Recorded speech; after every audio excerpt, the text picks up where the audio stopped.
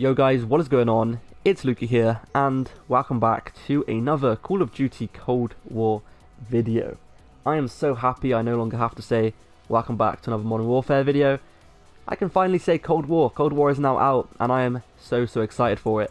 Anyway, in today's video, I'm going to be showing you guys the best settings, some of the biggest tips and tricks when it comes to settings, and some mistakes a lot of people make when it also comes to settings. So I'm going to be giving you guys the best FOV, the best graphics and all that kind of stuff. So yeah, let's go ahead and get straight into this. So, personally for me, I use an 1111 on both of my sensitivities, but I have precision rings on my controller. Precision rings are basically a Control Freak product that let you have higher sensitivities, and it lets you control the higher sensitivities a lot more easier, and therefore you can be a lot faster, you can turn on people a lot faster, but you're still going to have really good accuracy, and it also just increases your accuracy a lot. If you guys want some of yourself, there will be a link down below. Just go ahead and go onto Control Freak's website, search precision rings. You guys should see them straight away. They're very good. They're only about £9, and you can use code Lukey if you guys want 10% off. That is LUKEY if you guys want 10% off. But yeah, if you don't have precision rings, I recommend you guys starting around about a 7-7, play a game, and then change it up if it's too slow. Every single person has a different sensitivity. One big mistake I see people doing whenever they listen or watch people's sensitivity videos or settings videos, they tend to just copy their settings straight away.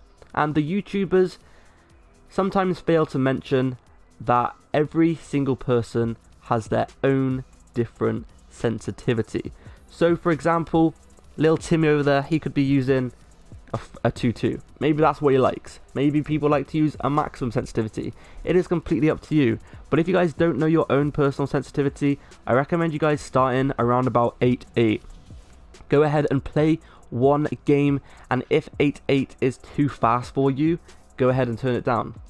If 8-8 is too slow for you, go ahead and turn it up. It's that simple. Just go ahead and play a game after a game after a game, and every single time you play that game, think to yourself, was it too fast? Is it too slow? And if it is, change it. That's all you got to do, and you guys will find your perfect sensitivity. That's exactly what I did, and I found 1111 to be perfect for me.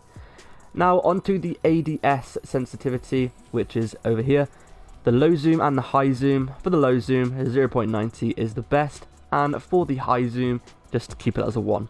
These two don't really matter, to be honest with you, but I like to have my low zoom, which is like SMGs, assault rifles and all that kind of stuff, as a 0.90, because when you're aiming in, it makes your stick less sensitive, so therefore it won't move around as much, and then you can have a lot better accuracy when shooting your opponent. Button layout is completely up to you. There's a bunch of good different ones on this game. There's bumper jumper, which is good. There's stick and move, which is good.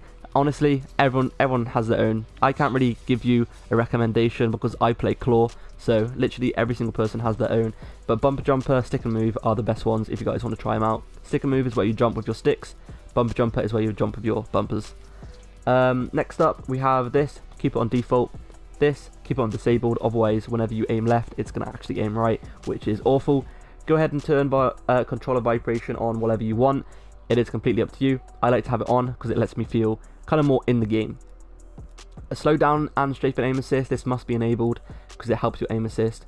Airborne mantle behavior, this is really important. Usually it's on automatic. Go ahead and change this to manual instead. If you have it on automatic, when you're in a gunfight and you're next to an enemy, as you guys can see in the top right there, it automatically mantles nearby objects just by moving towards them, which is absolutely awful. I don't know why anyone would want this on, because like I said, if you're on a gunfight, you could accidentally mantle an object and it's going to get you killed, because when you mantle, you can aim in and your enemy is just going to kill you easily. So turn it on manual. So this means whenever you want to actually mantle, you can actually just press the jump button instead. And make sure to put this on press as well. Next up, for aim down sight behavior, just keep on hold. Keep all of this stuff on hold as well. Go ahead and keep all of this just kind of default. All of this stuff is just default, to be honest with you. Now, a good little attachment here, which is quite new to this game, is auto sprint. Basically, this will, if you enable this whenever you move your stick forwards, it will automatically sprint for you, which is absolutely amazing. This is really, really helpful. Personally, for me, I do like to have it disabled, but for a lot of you people who don't like to tap the button when you sprint, go ahead and enable it.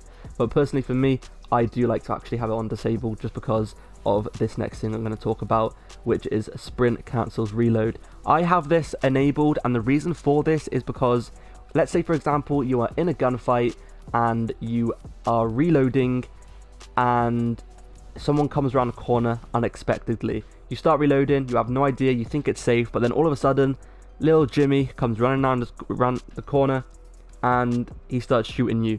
If you just sprint forwards a little tiny bit, you're going to cancel that reload and you're going to be able to carry on with that gunfight, and you're going to be able to win a lot more gunfights doing that. Equipment behavior, default. Graphic settings.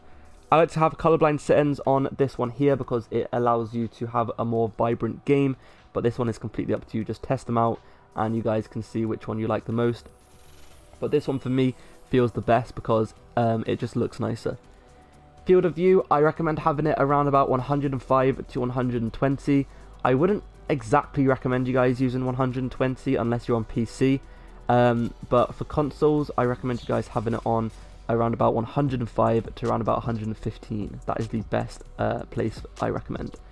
Motion blur, this must be on disabled. If you have this on enabled, you're doing something wrong.